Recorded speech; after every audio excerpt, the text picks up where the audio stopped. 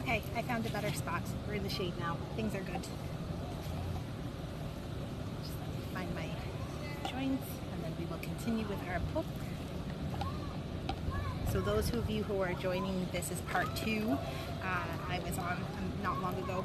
I was reading Against the Gods, the remarkable story of risk. We're still working on the introduction. It's just got a lot of good stuff in it. So let's continue with the introduction. In 1654, a time when the Renaissance was in full flower, the I don't speak French. Chevalier de Mier, a French nobleman with a taste for both gambling and mathematics, challenged the famed French mathematician Blaise Pascal to solve a puzzle. The question was how to divide the stakes of an unfinished game of chance between two players when one of them is ahead. See, this is exactly what I was saying in my other video. You can run, you can get ahead, you can run faster than everybody else. Again, anything you can do, I can do better. I can do anything better than you. You can, and I can, and we can continue going in circles like this. But to what accomplishment? If you're always running in front of me, I'm always drowning or lagging behind or needing saving or dragging you behind. You're connected to me, so I'm always going to hold you back. And if you're going too fast for me, then I'm just, or if I'm going faster than you, vice versa, right? So we have to go at the same pace, or we literally are tearing each other down. And that's all of society. That's not just at home. That's not just in in husband and wives and lovers and stuff like that. That is all of society. If you're going too fast and I'm going too slow, we're never going to make it. A prime example of that is me and Louisa. I'm a million miles a minute. When I'm ready to go, I'm ready to go, and I'm ready to go right now. I'm just a very fast person, and she is exceptionally slow. She has taught me and is still teaching me the meaning of patience. I have far to go. That's not true. I have come so far. Realizing that song, I'm in a hurry to get things done, oh I rush and rush until life's no fun, yeah, all I really gotta do is live and die, but I'm in a hurry and don't know why, yeah, and that's where it comes down to. All of these people going, all these people who now go 120 miles an hour, right? In Ottawa especially, I don't know if you've heard about them, they're doing 120 miles an hour in 40 kilometer zones. Some of them have driven into houses. What are you doing? Do you realize that the destination you're trying to get to, you don't want to be there. They don't want you there as much as they say that they do. They don't want you there, they don't want to be there, and you don't want to be there. So what the hell are you rushing for? You are running over people, you're killing kittens, you're wasting time, you're missing life, those precious moments you have in your car before when you leave building A and you get to building B, especially if you're alone. That may be the only time you actually have alone in the entire day. What are you rushing for? Nobody wants to be or go where they are or where they're going. So again, I ask, why are you in such a hurry to get what done? What has been built today has been built 15,000 times. So despite the fact that they say, oh my gosh, we can't survive without this, what are we going to do without this? It already exists somewhere else out there. So don't panic. There's a billion of them. Your life is not worth dying for this. It's not worth wasting away for it. The world isn't going to stop turning if you don't get whatever it is that it is done. Realize that they're being rushed, so they're rushing you. But is there a purpose in rushing? Do you need to rush? Where do you need to rush to, and why are you rushing? Slow down. So let's go back to the book. Okay, so the puzzle had confounded mathematicians since it was posed some 200 years earlier by the monk Luca Pacioli. This was the man who brought double entry bookkeeping to the attention of the business managers of his day, and tutored Leonardo da Vinci in the multiplication tables. Pascal turned for help to Pierre du Fermat, a lawyer who was also a brilliant mathematician. The outcome of their collaboration was what might have appeared to be a 17th century version of the game of Trivial Pursuit led to the discovery of the theory of probability, the mathematical heart of the concept of risk. Okay, so we're going to highlight that. So again, highlighting the fact that they're referencing Trivial Pursuit, so that's a game I'm going to have to look into. Clearly it's got something here. Led to the discovery of the theory of probability, the mathematical heart of the concept of risk. So what are you willing to... So they're actually saying now that people are so desensitized by games like COD and all of the horror flicks and everything that we've watched that nothing is really shocking anymore. And it's gotten to the point where if there was an alien invasion or, you know, Jesus came down or whatever belief you've got going on, nobody would be actually shocked. And the funny thing about that, it's not funny, the ironic twist on that is that, you know what scares the shit out of people today?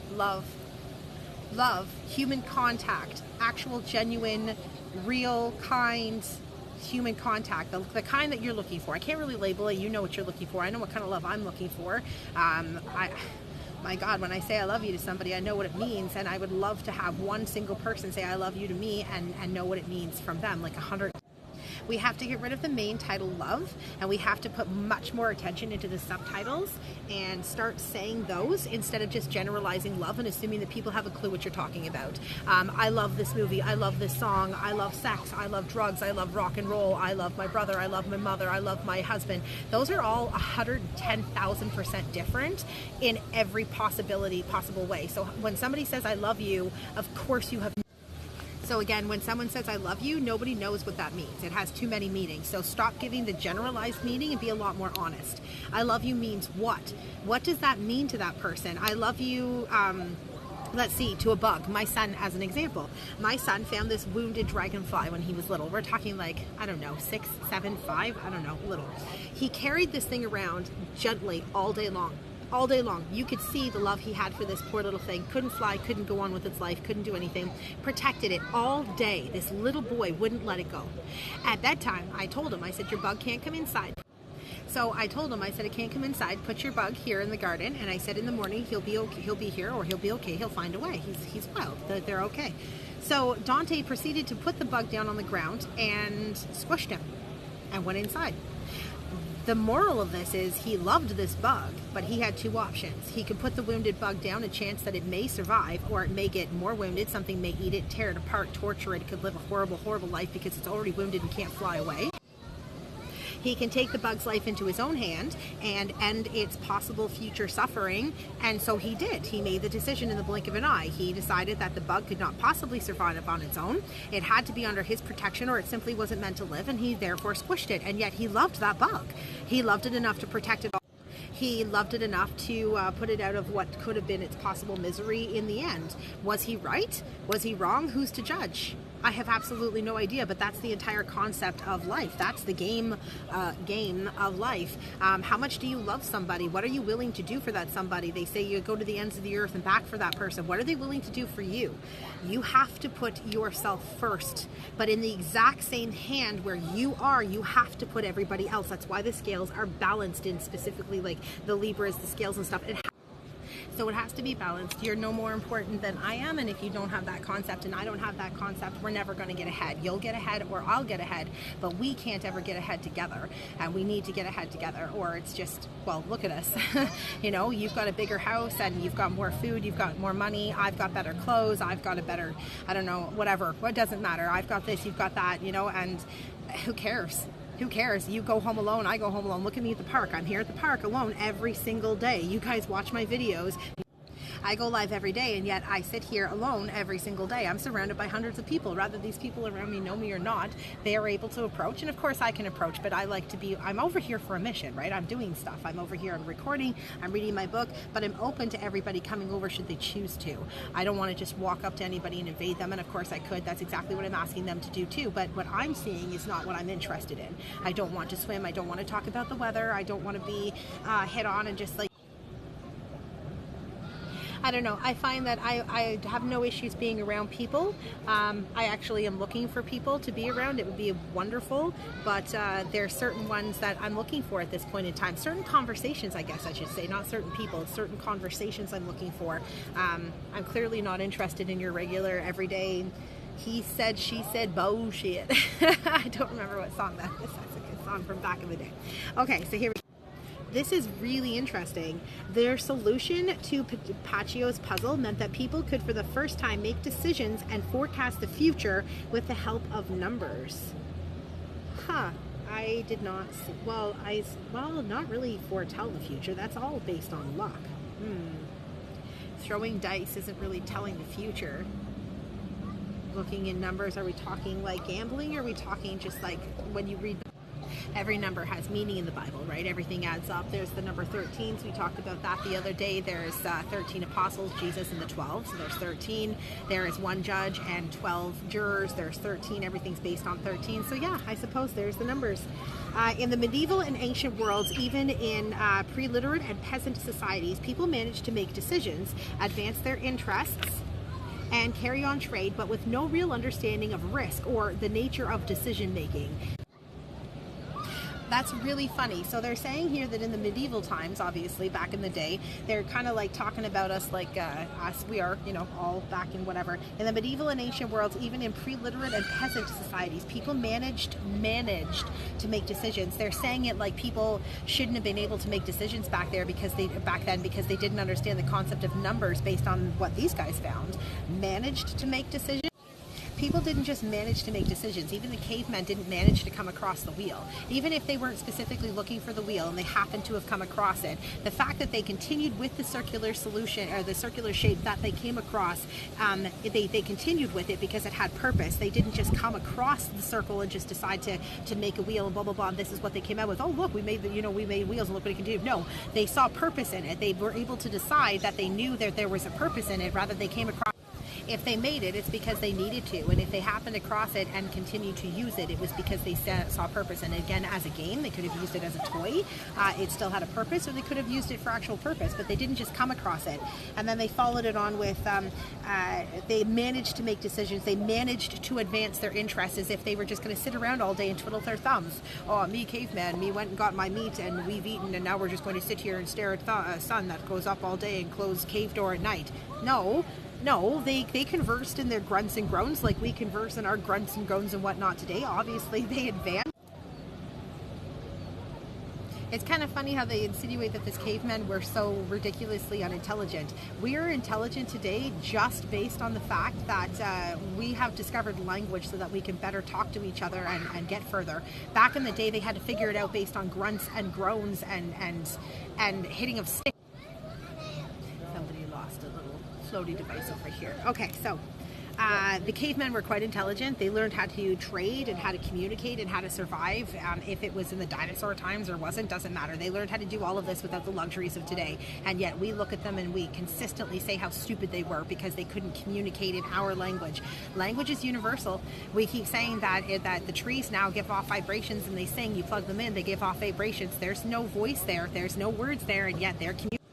Insects don't talk, and yet they communicate with each other. Bats don't talk, and yet they can communicate with each other. You can, there's a blind man that I was watching, I don't remember, it was on Disney, I don't remember who he was, and he uses sonar like the bats do. He'll walk around with his stick and he can sense the rocks and the trees and things that he may run into, and that's communication. That's communicating with an object, and an object's communicating back saying, I'm here. You know, so they're stupid. My goodness, the things that we believe. Okay, so it says also that they had no real understanding of risk or the nature of decision making. That's hilarious. The nature of decision making, they lived in nothing but nature. Their entire life based on decision making in nature. They didn't have technology. What a ridiculous statement. No real understanding of risk. They didn't have what we have. They didn't have the police to keep you safe. They didn't have sunscreen to stop you from burning. They didn't have a house that kept you clean and kept you safe. They slept on the grass. Really? Really? The cavemen were so much more.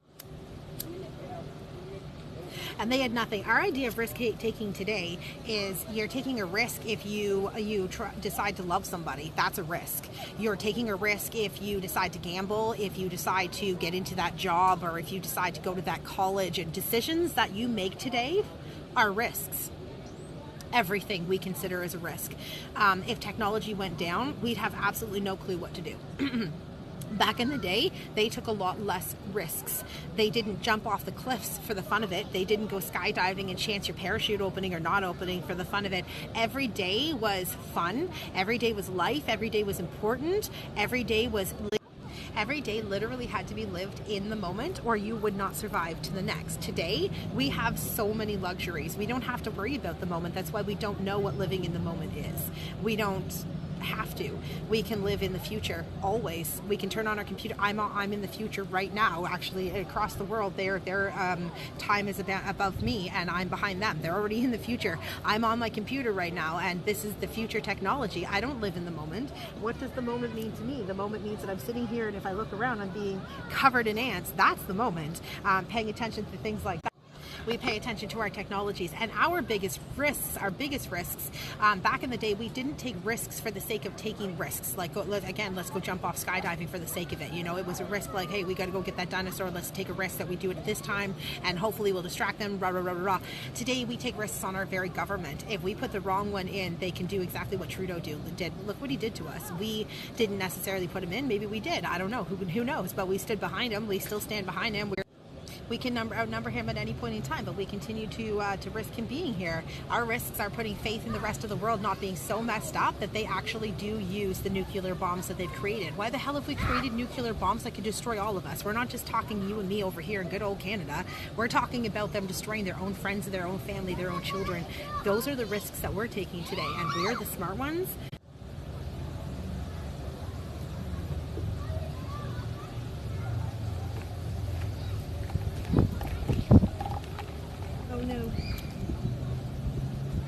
Saying that the cavemen were idiots, absolutely ridiculous. Again, they were 10,000 times more intelligent than we were. They had absolutely nothing to work on, and they still managed to make it work. I think I lost my prism. Oh shit. Oh shit. Okay, stay right here. Don't go anywhere. I'll be right back.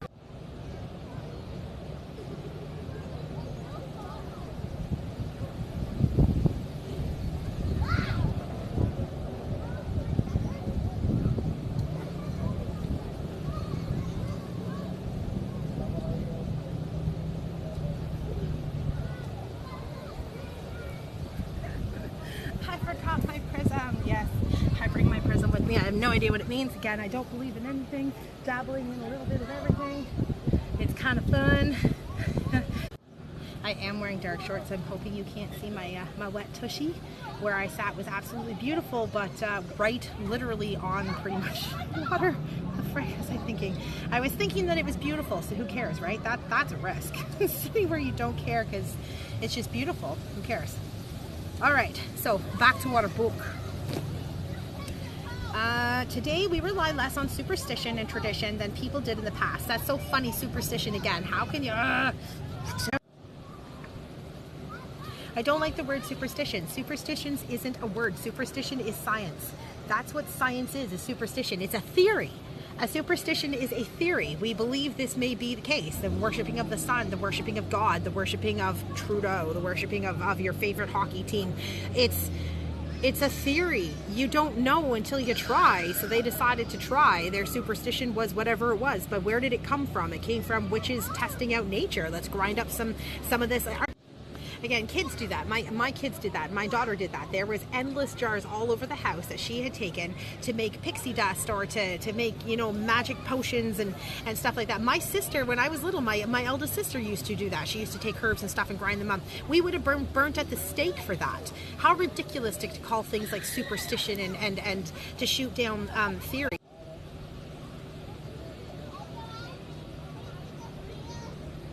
Science is nothing but theories. Even if it's been proven today, it can be changed tomorrow. It can be looked at 1,000 different ways. So everything that we think can be changed, is what it is what it isn't, etc., etc., etc. They're all theories, they're all superstitions, they're all somebody's idea that has been proven temporarily, permanently, doesn't matter, but it was somebody's idea, therefore it was somebody's superstition made into temporary fact. Again, everything is going to change. Nothing is completely permanently inevitable. So look at science, enjoy it, appreciate it, understand that it can be changed, it can be broken, it can be tweaked, and it has 15,000 different ways that it can be looked at. Every single word has a billion different reasons and different purposes, different explanations and definitions. So there is nothing that is set in gold here. So your ideas and your theories and my ideas and my theories, and even the most brilliant man's theories and ideas that have been proven can change and can be tweaked. That's just what they're meant to be. That looks like a tick on my